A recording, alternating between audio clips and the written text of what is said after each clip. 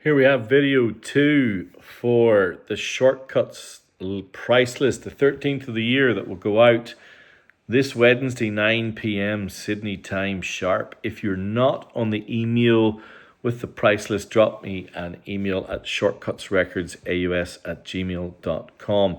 I just did a list of audiophile Fleetwood Mac and all sorts of cool things. Now I've got a Japanese list, which ranges from 60s pop, jazz, prog, the big music, punk, and some Shortcuts royalty thrown in as well. All right, I had no idea where to start. I had I gave my kids a challenge. I said to them, I'm actually going to finish with this record, but I'm going to show it to you for a bit of fun. We've been watching this TV show on Amazon Prime, Try Not to Laugh, which is 10 comedians in a room, and the challenge is they have to kind of provoke each other to laugh. But if you do laugh, you can be expelled, and it's the last person not to laugh that wins, which is it's an interesting concept, and it's a very fun show.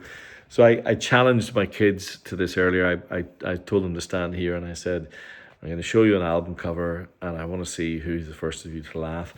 And it was this. It was Barefaced Cheek by the Toy Dolls, which give you an idea of the type of humour that was running around our house today. It was a bit of a funny place.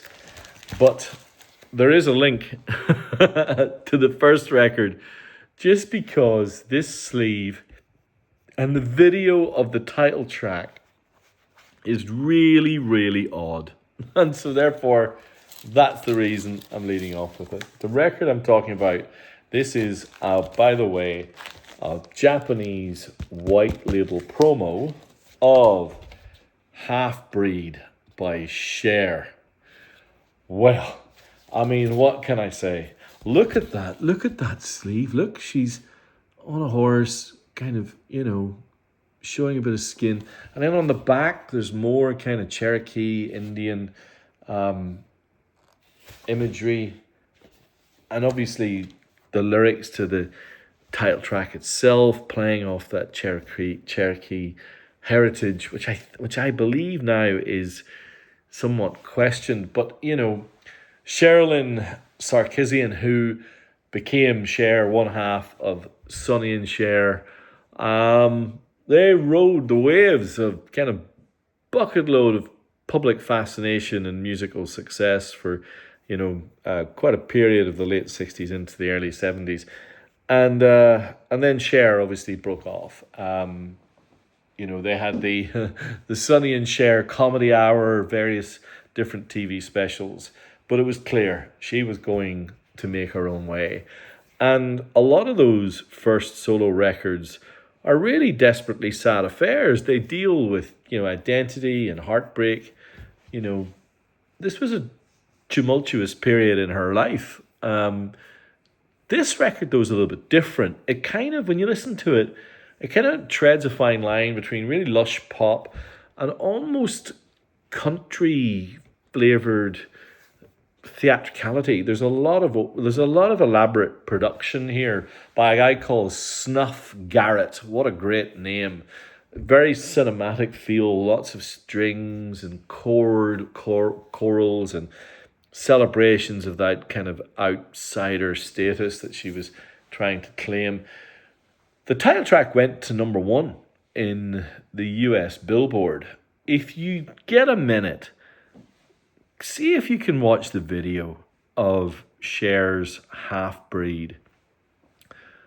It is remarkable. Firstly, what a well-behaved horse. I'm going to make that comment just to start with. Look, Cher's Half Breed, it's not my thing, but it's kind of interesting. And if you're a Cher fan, these white label promo records are pretty fantastic. And so therefore, proudly, Cher is our lead-off record today. She was ballsy all the way through. There was a male... look, I'm not giving away too much here by saying that the title track Half Breed has a spoken word intro you've got to hear. It was originally a bloke, and then Cher went, nah, I'm doing it. She rewrote it and did it herself, and fair play to her. All right, second record on the list is Tony Bennett and Bill Evans Together Again, 1977, the Japanese first press. You get Tony Bennett, one of the great crooners, Bill Evans, one of the upper echelon of jazz pianists. And they recorded 2 albums together that were super intimate, voice and piano. And the first is more celebrated than the second, but the second is still a masterclass in restraint, in space, in just cool. Interestingly, on this one, Bill Evans did go back and overdub some really subtle piano on this record. So subtle, in fact, that most of the early presses don't reference it, but later presses do. I've read some reviews by some people on blogs saying that this is their favourite vocal jazz album. I think that might be partly just it's Tony Bennett and Bill Evans, but I think it's also partly the rarity of this record. There are not very many of these around. I can't find much information on many represses at all. And so getting a clean Japanese first press is pretty good. And it's not that they're expensive. They're not. They're just hard to find. And it's a really cool record. This is the first of 3 Shortcuts royalty, 3 records that more than 50 of us own, and it is the Japanese first press of Fleetwood Mac. Their history of one of the greatest musical and personal journeys is renowned, from being a British blues band led by Peter Green through to Stevie Nicks and Christine McVie and all of the amazing Lindsey Buckingham, all the amazing musicians that ran through that band, making it just truly one of the greatest bands ever. That Japanese first press is fantastic. That's all I need to say. It is that good. And it's got Landslide. It's got Rhiannon. Stevie Nicks recorded the vocal to Rhiannon in one take. Oh man, the talent oozing out of this group. Unbelievable. All right, I'm talking about talent. And I'm actually going to show off this record because this is pretty special. This is Miles Davis, Volume 1. It is still in the shrink. It's still got the BLP 1500 series hype sticker / Obi, and it's got the information here that describes that it is the first run. I have looked at this record. I've not played it, and therefore, to be honest, I don't think anyone has. If you don't know Volume 1 and Volume 2, they were some early sessions, kind of mid-50s sessions, with a superstar lineup, by the way. I'm just going to read some of the names here. Art Blakey. I remember Art Blakey being on this. Let's have a look.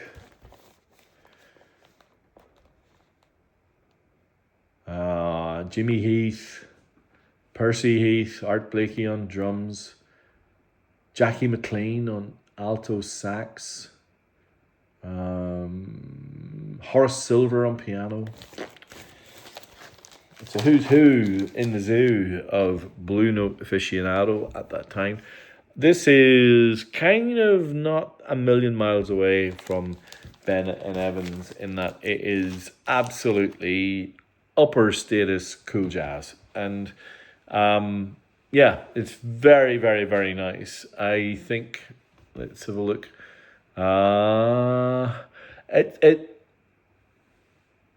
Some of the notes on this record are interesting. This period, Miles Davis didn't write charts for the bands. He would often call them out and just tell them to go.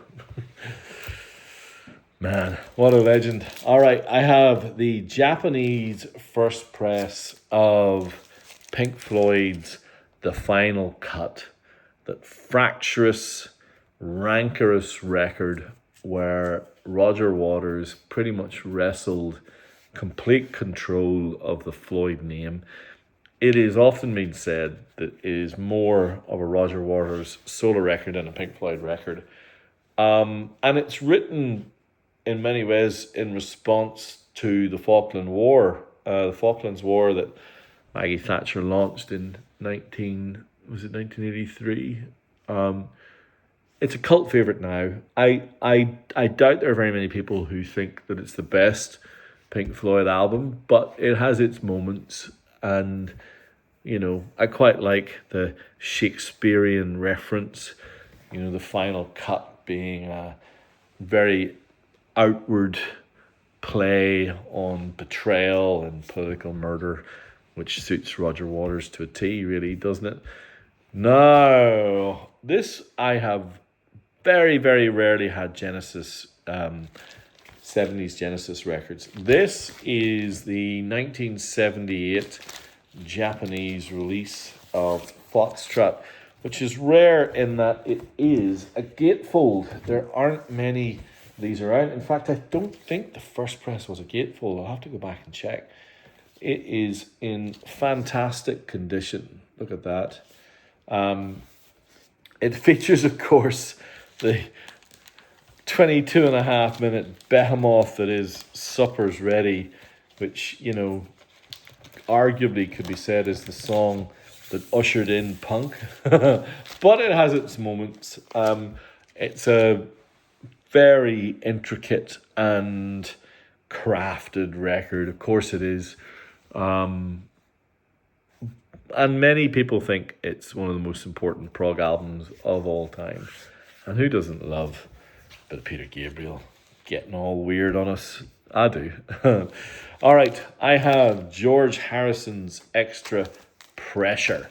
This is George coming off kind of spiritual highs and commercial lows. The commercial highs of All Things Must Pass and the abject failure of Dark Horse. Extra Texture sounds a bit more like a George Harrison record than Dark Horse does. It's soulful. It's actually pretty smooth and groovy. Again, wasn't particularly loved at the time, but has found its legs over the years. A lot of those George Harrison solo records are really interesting and fun. And, in retrospect, I think probably should have done better. Better than they did. And I'm going to leave this textural bit as a surprise for the person who grabs this to see how all this comes together. Now I've got one of my favourite bands. This is with my favourite record of theirs, A Pagan Place by the Waterboys. I grab these Japanese presses when I see them because A, the Waterboys are amazing, but B, those Japanese presses are absolutely superstar stellar. So good. The Waterboys straddle post-punk, folk, poetic rock, the big music it was called. And, everyone knows The Hole of the Moon. If you like The Hole of the Moon, you will love this record. It is that simple. I'm trying to remember what the opening track is, because I know this is the album that's got the song, The Big Music, A Church Not Made with Hands. What an unbelievable track that is. The Big Music, the second track on side 2. It's just stellar stuff. Mike Scott was completely incredible back in those days. Just a one. Look at that image. I mean, I don't know. Mike Scott, Anthony Thistlethwaite, and the tragic Carl Wallinger, who of course went on to make and run his own great group in World Party. Goodbye Jumbo, what an album that is. He was part of the Waterboys at this time, and it comes complete with the Obi as well. Man, what a beautiful, beautiful thing. Great album. Can't rave about it enough. Okay. Now, from that to something truly weird and bizarre. This is another white label promo. It is a white label promo with Obi of The Adventures of the Astral Pirates by Lenny White. And on the inside is the story of the Astral Pirates. I had to write it down earlier. It tells the story of interstellar bandits fighting for musical truth. Yes, really. And it is wild as that. When I played side 2 earlier, I didn't get the chance to play side 1 yet. I played side 2, my mistake. I actually thought it was side 1. That's how busy I was today. I was thinking, obviously Lenny White was kind of the powerhouse drummer to Return to Forever. Kind of probably one of the ultimate jazz rock fusion bands. And he also played drums on some of my favorite Three Blind Mice recordings as well. So he's a really cool drummer. And so here, of course, I hear Return to Forever. I hear that drumming. I hear that rhythmic kind of thrum in the background. But what you get on top is a mixture of Parliament and Queen. So it has that total oddness of Parliament. And every so often, these blistering, super cool guitar solos just really remind me of what is he called from Queen again? I can see his face with the big curly hair. I can't drag his name because I'm a bit tired. But anyway, you know who I'm talking about. It'll probably come to me in about 3 seconds. But Lenny White, The Adventures of Astral Pirates. Now, I've got 2 Shortcuts royalty that you will recognize that are wonderful. I had a couple of these a while back, and I think there's still 1 or 2 of you who wanted a Japanese first press of Neil Young's After the Gold Rush. This is the most recent entrant into the Shortcuts royalty. This is Shortcuts royalty more than 50 purchases. This one has 51. After the Gold Rush, amazing hard cardboard gatefold. Absolutely wonderful, wonderful heavy vinyl as well. And it includes the poster. There's the poster and the original sleeve.